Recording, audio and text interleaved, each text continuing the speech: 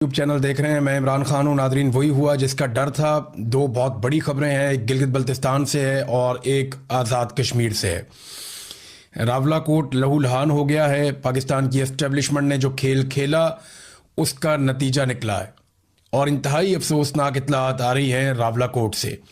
यहाँ पे security forces के लोग जो हैं वो भी शहीद हुए हैं, आम शहरी बहुत बड़ी तादाद में शहीद हुए हैं और रात गए वहाँ पे कार्रवाई डाली गई जिसके नतीजे में ये सारा इंसिडेंट हुआ है। ये सारी तफसीलात भी मैं आपके सामने रखूँगा। दूसरा, गिलगित बल्तिस्तान के इलेक्शन के रिजल्ट्स भी अब हमारे सामने मौजूद हैं। एक तो ये कि जब रिज़ल्ट आ रहे थे और बड़ी तेज़ी से रिज़ल्ट आ रहे थे तो 10 बजे के आसपास रात के वक्त तब तक ये इत्तलात थी, 7, 8, 9, 10 बजे तक ये इत्तलात आ रही थी कि पाकिस्तान तहरीक इंसाफ और MWM के उम्मीदवार आगे चल रहे हैं, वो जीत रहे हैं और उनकी वाज़ेह अक्सरियत दिखाई दे रही थी। लेकिन उसके बाद नताइज रोक दिए गए। नताइज रोकना एक मरतबा फिर इस बात का सबूत है कि पाकिस्तान की मिलिट्री एस्टेब्लिशमेंट सारा कुछ करने के बावजूद अवाम को कायल करने में कामयाब नहीं हो सकी। और गिलगित बल्तिस्तान के लोगों ने ना सिर्फ अपनी मजबूरियों को एक साइड पे रखा, क्योंकि देखिए उनकी मजबूरी होती है कि उन्होंने वफाक में हुकूमत में मौजूद जमातों को वोट डालना होता है। वो पीपल्स पार्टी और PMLN को वोट डालेंगे तो उन्हें फंड मिलेंगे, उनका इलाका चलेगा, उनके कारोबारी ज़िंदगी, उनके मामला चलेंगे।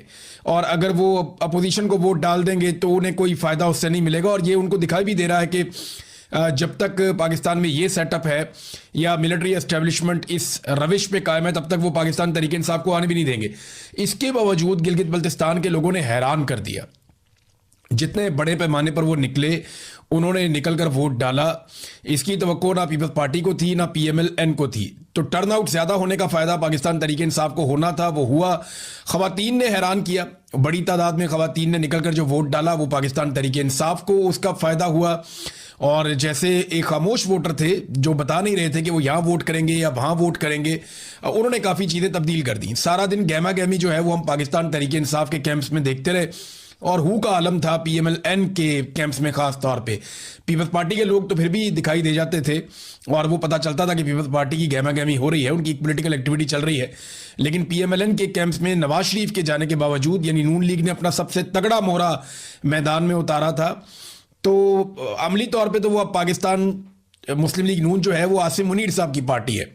नवाज शरीफ साहब तो बराए नाम ही अब उसके सरबराह रह गए हैं, अब उनकी तो हैसियत कोई नहीं है। लेकिन नवाज शरीफ को मैदान में उतारने के बावजूद कोई कामयाबी नहीं हुई और नवाज शरीफ साहब ने जो कुछ किया उसके बाद एस्टेब्लिशमेंट की जानिब से जो सख्त पैगाम आया मियाँ नवाज शरीफ साहब के लिए, और वो सख्त पैगाम मौसूल करने के बाद मियाँ साहब को वहाँ से निकाला गया और उनके प्रोग्राम कैंसिल किए गए। फिर मियाँ साहब को पाकिस्तान से बाहर भिजवा दिया गया और मियाँ साहब के प्रोग्राम कैंसिल होने के बावजूद